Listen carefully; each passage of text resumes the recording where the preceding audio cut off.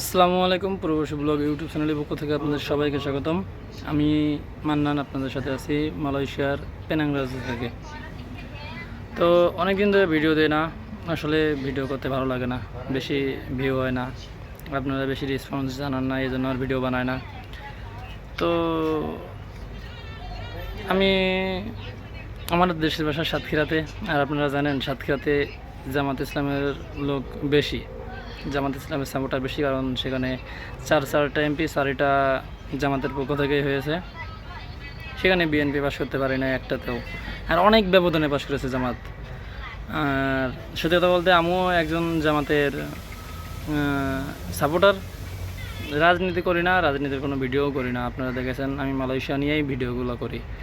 তো তবে আজকে একটা রাজনীতির বিষয়ক একটা ভিডিও বানালাম আপনাদের সামনে। বেশ কিছুদিন ধরে দেখতেছি যে বাংলাদেশের বর্তমান প্রধানমন্ত্রী মাননীয় তারেক রহমান, তো প্রধানমন্ত্রীর ভিডিওটা দেখে ভাই, সংসদে যে বক্তব্যটা দিচ্ছে ওই ভিডিওটা দেখে ভাই একদম খুশিতে আত্মরাই গেছে ভাই। যেটা বিএনপিকে ভালো বলতেই হবে। আমি জামাতের সাপোর্টার ঠিক আছে, কিন্তু এই একটা বিষয়ে আমি বিএনপিকে অনেক ধন্যবাদ দেব, বিএনপি সরকারকে অনেক ধন্যবাদ দেব। কারণ আমরাও তো দেশের জন্য এত কষ্ট করি বিদেশের বুকে, তাই না? আমরা তো রেমিটেন্স যোদ্ধা। আপনারাই তো বলেন যে আমরা রেমিটেন্স যোদ্ধা, দেশের চাকা আমরাই ঘুরাই বর্তমান। কারণ আমাদের থেকে দেশ যতটা ইনকাম করে অন্য কোনো খাত থেকে এই সময়টাই এত ইনকাম করতে পারে না।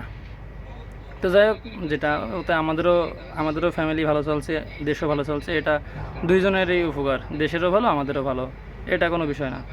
বিষয়টা হচ্ছে যে ফারাক্কাবাদ বা তিস্তা মহাপরিকল্পনা যে উদ্যোগটা নিয়েছে সরকার, এই উদ্যোগটা একেবারে সময় উপযোগী আর কি। বিএনপি সরকার আমার মনে হয় যে অত্যন্ত কঠিন একটা সিদ্ধান্ত নিতে চলেছে, কিংবা নেবে আশা করা যায়। কারণ তাদের সংসদে তাদের এমপি মন্ত্রী যারা কথা বলছে এই তিস্তা পরিকল্পনা ব্যারেজ নিয়ে, চীনের সহযোগিতায় হোক, যে কোনো সহযোগিতায়, ওটা সমস্যা না, ভারত বাদে যে কোনো দেশের সহযোগিতায় অন্তত আমাদের তিস্তা পরিকল্পনাটা এখন বাস্তবায়ন করা অনেক জরুরি।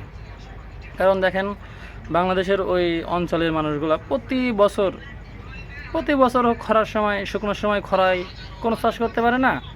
যেই চাষ করে ফসল ঘরে তুলবে সেই সময় ইন্ডিয়া পানি ছেড়ে দেয়। পানি ছেড়ে দিলে কী হয়, কৃষকের এত কষ্টের যে ফসলগুলো সবগুলাই নষ্ট হয়ে যায়। বাংলাদেশের মেরুদণ্ড নষ্ট করে ফেলছে ইন্ডিয়া। চতুর্দিকে দেখেন, ইন্ডিয়া আমাদের উপকার করে যদি একটা, তার পেছনে ক্ষতি করার উদ্দেশ্য থাকে 10টা। আমার বাসা সাতক্ষীরা, আমি তো ইন্ডিয়ার সাথেই বড় হয়েছি ছোটোবেলা থেকে। ইন্ডিয়া বর্ডার থেকে আমাদের বাসা খুব বেশি দূরে না, কলের কাছেই। তো যাই হোক, বিএনপি সরকারকে ধন্যবাদ এমন একটা উদ্যোগ গ্রহণ করার জন্য। আর সাথে এটাও বলবো যে উদ্যোগটা গ্রহণ করে আবার পিছিয়ে যেন না যায় বিএনপি সরকার, যেন এই উদ্যোগটা যেন পরিকল্পনাভাবে যেন বাস্তবায়ন করে। আমাদের প্রবাসীদের পক্ষ থেকে, বিশেষ করে আমার পক্ষ থেকে এই একটাই দাবি বিএনপি সরকারের কাছে, যেন এই তিস্তা পরিকল্পনাটা বাস্তবায়ন করে। তো ভিডিওটা অনেক দিন পরে ছাড়লাম, ভিডিওটা অবশ্যই আপনারা শেয়ার করবেন, আর যদি ভালো লাগে চ্যানেলটা সাবস্ক্রাইব করবেন। ধন্যবাদ।